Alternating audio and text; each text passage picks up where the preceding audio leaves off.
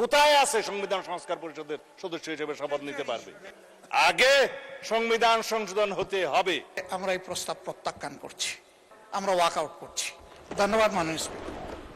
মাননীয় বিরোধী দলীয় নেতা একটু যদি শুনতেন, হয়তোবা কিছু আশার আলো আসতে পারে, জানি না আমি কিছু। আচ্ছা মাননীয় স্পিকার, দুইটা শপথ দিলে প্রথম শপথ তো অবৈধ হয়ে যায়, আর একটা শপথ আমরা তো নেই মাননীয় স্পিকার। জি, মাননীয় বিরোধী দলীয় নেতা। ধন্যবাদ মাননীয় স্পিকার। এই বিষয়টা সংসদের প্রথম অধিবেশন থেকেই চলে আসছে এবং আজকে যে প্রস্তাব উপস্থাপন করা হয়েছে এটি প্রথম অধিবেশনেই মাননীয় স্বরাষ্ট্রমন্ত্রী উপস্থাপন করেছিলেন। সেই দিনই আমরা আমাদের অবস্থান স্পষ্ট ব্যক্ত করেছি।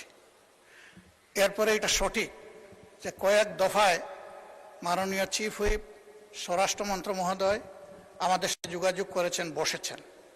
আমরা আমাদের অবস্থান স্পষ্ট করেছি। আমরা কখনো বলি নাই যে আমরা নাম দেব সদস্যদের। আমরা কনসেপচুয়ালি এটাকে অ্যাকসেপ্ট করি নাই। আমরা বলেছি আমরা জাতির কাছে ওয়াদাবদ্ধ, যেমন ওয়াদাবদ্ধ ছিল বর্তমান সরকারি দল। আমরা নির্বাচনের আগে সবাই বলেছি গণভোটে হা বলুন, হা ভোট বিজয়ী হলে আমরা গণভোট বাস্তবায়ন করব, এর রায় বাস্তবায়ন করব। এবং এরই প্রেক্ষিতে আমরা দুইটা শপথ নিয়েছি, একটা সংসদ সদস্য হিসাবে আর একটা সংস্কার পরিষদের সদস্য হিসাবে। আমাদের দুইটা শপথই আমরা মনে করি বিদ্যমান আছে। সুতরাং ওইটাকে যদি বাইপাস করার জন্য এই কমিটি গঠন করা হয় তাহলে আমরা এই প্রস্তাব প্রত্যাখ্যান করছি। আমরা আমাদের আগের অবস্থানেই আছি। আমরা মনে করি গণতন্ত্রের দাবি হচ্ছে জনগণের মতামতকে মেনে নেওয়া। সেই মতামত 70%-এর কাছাকাছি জনগণের মতামত। এই মতামত যদি এইভাবে 68.6%, এই মতামত যদি এইভাবে অবলীলায় শেষ হয়ে যায় তাহলে ভবিষ্যতে গণতান্ত্রিক এই পদ্ধতির উপর জনগণ আস্থা হারাবে না, শুধু বিদ্রোহী হয়ে উঠবে। আমরা মনে করি যে জনগণের এই অভিপ্রায় মতামতকে কোনোভাবেই অগ্রাহ্য অপমান করা উচিত হবে না। এই জন্যে তাদের প্রতি সম্মান রেখেই আমরা শুধু এই কমিটিতে অংশগ্রহণ করব না এটাই নয়, বরঞ্চ এই পর্বটা আমরা যেহেতু জনগণের রায়কে সম্মান করা হচ্ছে না তার প্রতিবাদে আমরা ওয়াকআউট করছি। ধন্যবাদ মাননীয় স্পিকার। মাননীয় বিরোধী দলীয় নেতা একটু যদি শুনতেন, হয়তোবা কিছু আশার আলো আসতে পারে, জানি না আমি কিছু। আচ্ছা জি, মাননীয় স্বরাষ্ট্রমন্ত্রী। বাংলা কিউআর, যেখানে নগদ পেমেন্ট সেখানে। সারা দেশে 10 লাখেরও বেশি মার্চেন্টে নগদে পেমেন্ট করুন খুব সহজে। মাননীয় স্পিকার, আপনাকে ধন্যবাদ। ফর রেকর্ড, মাননীয় বিরোধী দলীয় নেতা ওয়াকআউট করছেন যে পয়েন্টে, সেটা তাদের বিবেচনায় সঠিক হতে পারে। তবে বাংলাদেশের মানুষ গণ অভ্যুত্থান পরবর্তীতে বাংলাদেশের মানুষের প্রত্যাশা আমরা পঞ্চদশ সংশোধনী বাতিল করতে চাই, এবং পঞ্চদশ সংশোধনী বাতিল না হলে হাইকোর্ট সুপ্রিম কোর্ট যদি ভার্ডিক্ট দিয়েও থাকে, এই লেজিসলেচারে যদি আমরা পঞ্চদশ সংশোধনী বাতিল না করি, সেই সংশোধনের উপর ভিত্তি করে আমাদেরকে চলতে হবে।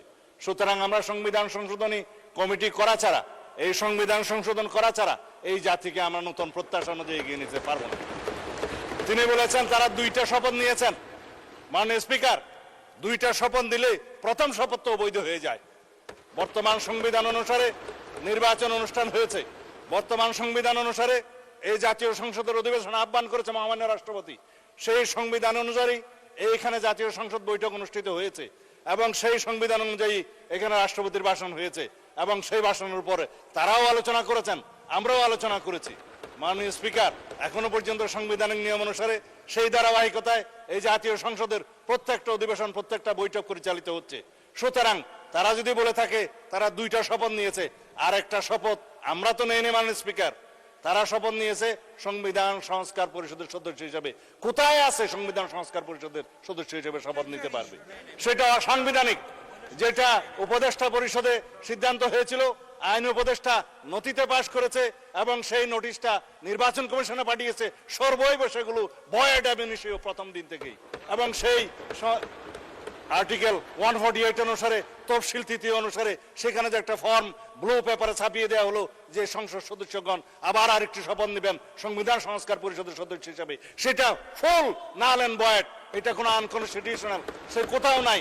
এবং তার উপর ভিত্তি করে তিনি যে বক্তব্য দিলেন গণভোটের গণরায় অনুসারে আমরা গণভোটকে সম্মান দিতে চাই, অবশ্যই গণভোটের গণরায়কে যদি সম্মান দিতে হয় এই সংবিধানকে সংশোধন করতে হবে। এবং তারপরে যদি সবাই মিলে রাজি হয় যে সংবিধান সংস্কার পরিষদ হবে, তখন যে সংবিধান সংস্কার পরিষদের সদস্য হিসেবে শপথ নিতে পারবে, তখন সেটা হবে। এখন তো সেটা হয়নি মানে স্পিকার। আগে সংবিধান সংশোধন হতে হবে, সমঝোতার ভিত্তিতে সেই সংবিধানে যদি সংস্কার পরিষদের কোনো বিধান সংযুক্ত করতে হয় সেই আলোচনাও তাদেরকে সেই সংবিধান সংশোধন কমিটিতে এসে করতে হবে। তারপরে আলাপ আলোচনার ভিত্তিতে আমরা সংশোধিত সংবিধান পাবো, সেই সংবিধান অনুসারে আমরা এগিয়ে যাব। এখন যদি কেউ বলে যে গণভোট হয়েছে, কিসের উপর হয়েছে মাননীয় স্পিকার? গণভোটের যে আদেশ সেটাকে আমরা নাম দিয়েছি জুলাই আদেশ। যেই আদেশটা প্রথম দিন থেকে এখতিয়ার বহির্ভূত, এটা fraud on the constitution, colourable legislation. এই জুলাই জাতীয় সনদ বাস্তবায়ন সংস্কার আদেশ নামে যেটা করা হয়েছে, রাষ্ট্রপতি যেটা করতে পারেন না, সেটা তো কোনো রাজনৈতিক সমঝোতা ছিল না। জুলাই জাতীয় সনদের কোথাও সেটা সমঝোতা হয়নি, তারাও স্বাক্ষর করেছেন, সেখানে আমরা স্বাক্ষর করেছি। তাহলে এই যে জাতীয় সনদ আদেশ যেটা করলো, সেই যে অর্ডারের উপরে গণভোট অনুষ্ঠিত হলো, তার উপর ভিত্তি করে তারা যে চলতে চাচ্ছে, তাহলে দেশে যে মানুষ আমাদের ম্যানিফেস্টোর উপরে 31 দফার উপরে এবং নির্বাচন কমিশনের ডিক্লেয়ারকৃত নির্বাচনের উপরে আমাদেরকে যে জনগণ ভোট দিল, 51% ভোট দিয়ে এখানে সার্বভৌম পার্লামেন্টে আমাদেরকে পাঠিয়েছিল, সেই পার্লামেন্টের এখতিয়ার কি? এটা ইউনিটারি ইন্ডিপেন্ডেন্ট স্টেট হিসাবে, একটা ইন্ডিপেন্ডেন্ট স্টেট হিসাবে আমরা একটা ইউনিটারি কান্ট্রিতে আছি, সেখানে একটা সংসদ থাকবে। আর্টিকেল 65 এ বলা আছে সেই সংশোধনে আইন প্রণয়নের ক্ষমতা আছে, সংশোধন করার ক্ষমতা আছে। সেই ক্ষমতা হিসাবে জাতীয় সংসদ সদস্যগণ এই সংবিধানে সংশোধনী দিবে। সেই এখতিয়ার তো সার্বভৌম জনগণ আমাদেরকে দিয়েছে, আর্টিকেল 7 অনুসারে দিয়েছে। এখন যদি বলা হয় গণভোট কি তার উপরে? অবশ্যই তার উপরে না। আমরা সাংবিধানিকভাবে সাংবিধানিক ভোটে জাতীয় সংসদের সদস্য নির্বাচিত হয়েছি সার্বভৌম জনগণ কর্তৃক, এখানে আইন এবং সংবিধান প্রণয়ন করার, সংশোধন করার জন্য। গণভোটে কি হয়েছে?